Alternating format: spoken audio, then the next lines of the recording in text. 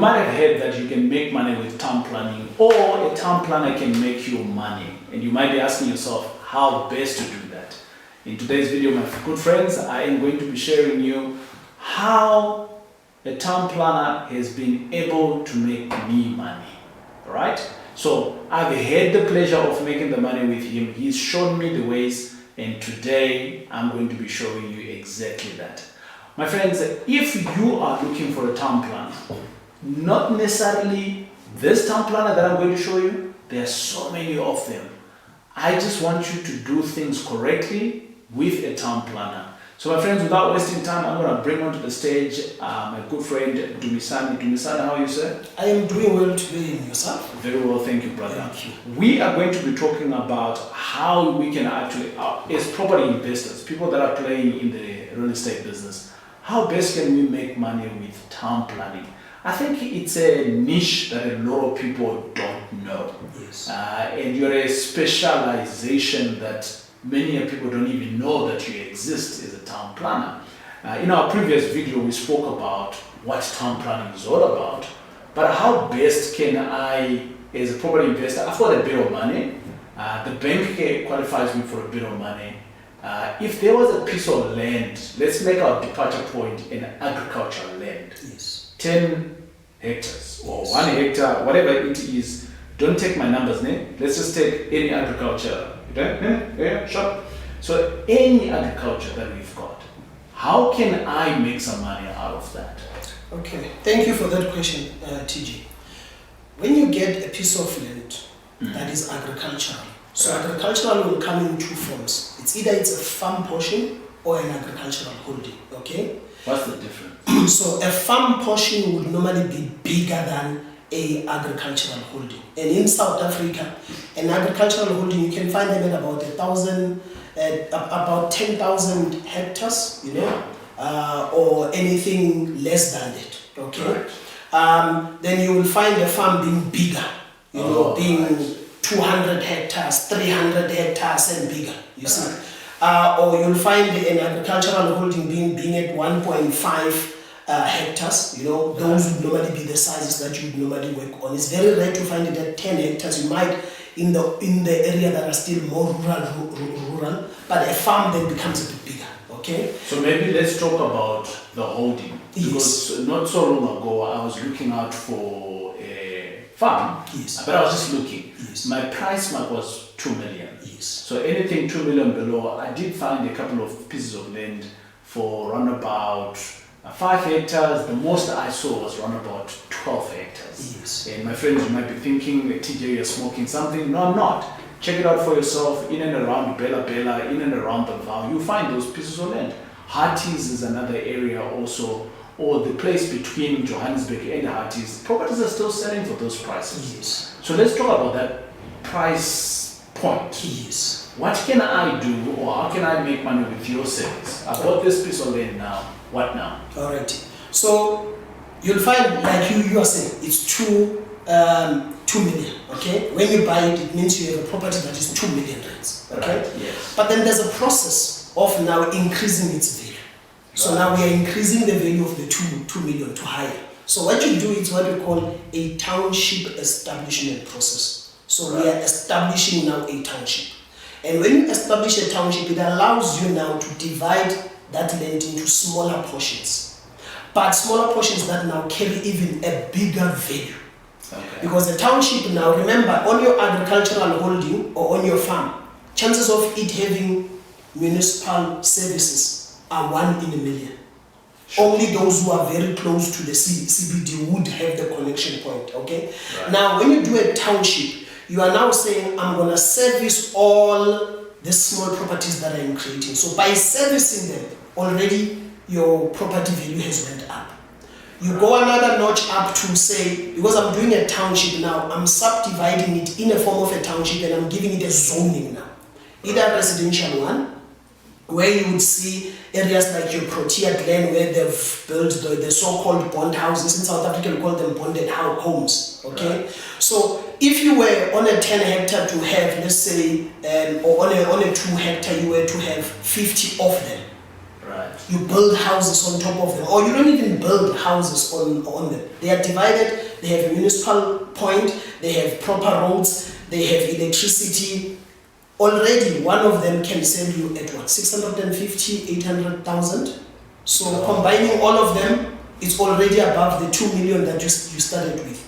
Yes, it's gonna cost you money to do the process, but at the end of the day, it would have added even more value, you see. So the process would be now doing a township establishment where you appoint a town planner.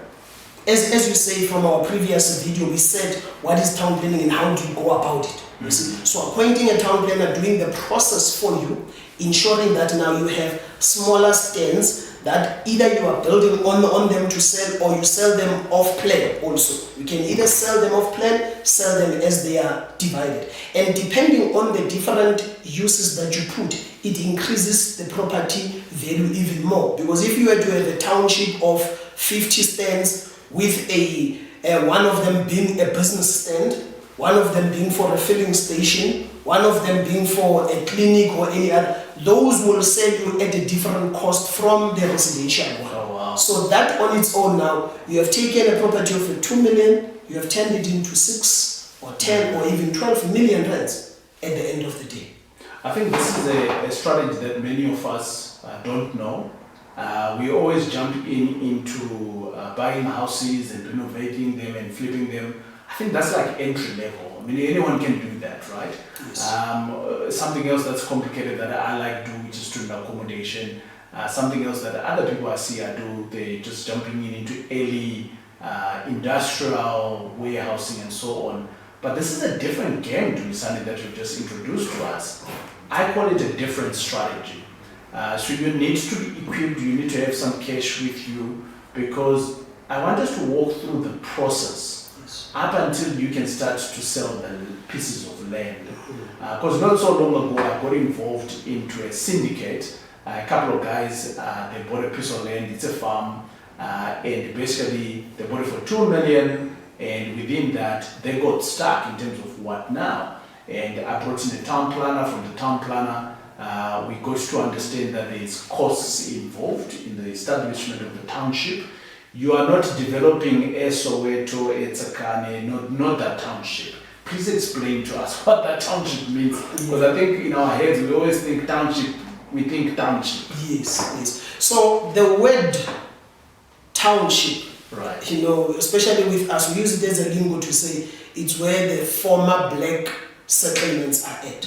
Ekas, you know. But every Santin, when you speak about Santin, is Santin proper township or Santin extension 1 township. Right. So the word township meaning that is now formalized or urbanized, if I can put it in another slang way to say now it's urban, it's no longer rural. You see, it's now turning into urban or peri-urban. You see, it's becoming now a township. So I know, yes, we normally use, for example, when one goes to Alexander, those who have been there long, they'll tell you, I'm going a township, meaning they are going to Alexander. Right. You see, yes.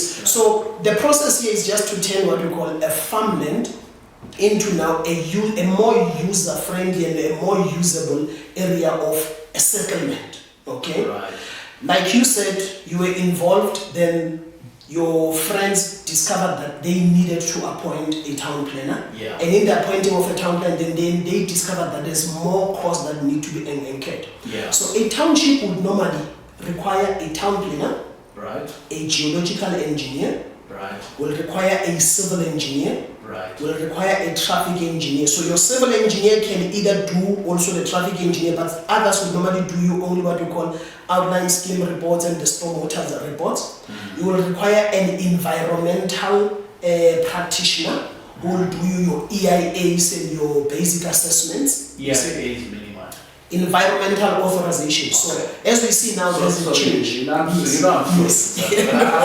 It's fine, yes, because sometimes when we give these abbreviations, they can mean many things. Sure. Yes. Yeah. So EIA meaning environmental impact assessment. Right. Okay. Right. To just check the property that you are doing a township on. Does it have water underground? Is there maybe a wetland, or are there any other special species that you cannot just tamper with? You know, right. They will check things like graves. When we bring heritage guys, that check, are the graves on this piece of land, then how do we secure them, or can we remove them? You know, you are going to need a land surveyor. So wait, it's a lot already in my head right now. I'm thinking, do I need to be doing all of this as the landowner, or is this part of your responsibility as the town planner to bring all of these people together?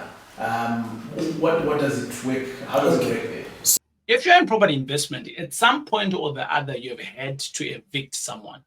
And I know, my friends, it is a painful exercise. But I'm here to tell you that for the last couple of years, I've been using a company that is called Xpello. Xpello, basically what they do is that you pay them a monthly fee, and over and above that, whenever you get a delinquent tenant, they will come and evict that individual free of charge, because obviously you've been paying, right? And over and above that, you don't have to do anything. But guess what? I have managed to organize a good price for you. And the link here that you're seeing, which is called xpello.link/TJ Tribe, gets you a great discount from Xpello. So my friends, don't be caught with your pants down on your tenant. Just Xpello them with Xpello. It is TJ. Let's go back to the video. So with us, I'm going to speak mainly about us. Yeah. You know, and when I say us, I mean the team I work with. So we have a team. Okay, so when you appoint us, like we said previous, when you appoint us, we take all of that away from you. Oh man. You know, we just tell you this is the cost, this is the process, this is the time frame it's going to take. However, in the midst of us doing the process, we update you consistently. So for you to be able to see that things are moving or they are not moving. You see. So all of the professions that I've mentioned, we do have them. We do have others that we work with. So you don't have to do anything. You don't have to take a shovel and go and dig graves and check these graves. No, you don't have to do that. So we have the team that is there.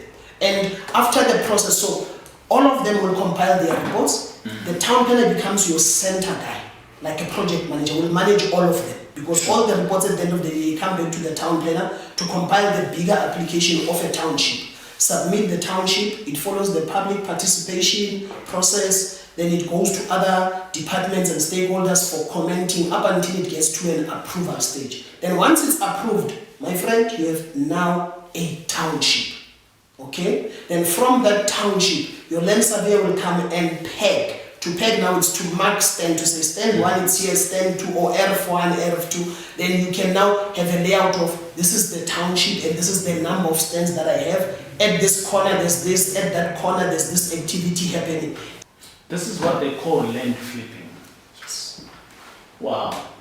Thank you to Dumisani for teaching us this. But my friends, I want to express that I think Dumisani, what you've just explained to us is just the tip of the iceberg in terms of how a town planner can add value. So this process that we're talking in the municipality, you can do it now from agriculture to flipping the land, basically selling the land, or now you can do the same and then you can develop that land. Is that correct? Yes. And thereafter you can also maybe do student accommodation, which is my favorite, or you can do an industrial, you can do clinics, you can do, there's many things that you can do.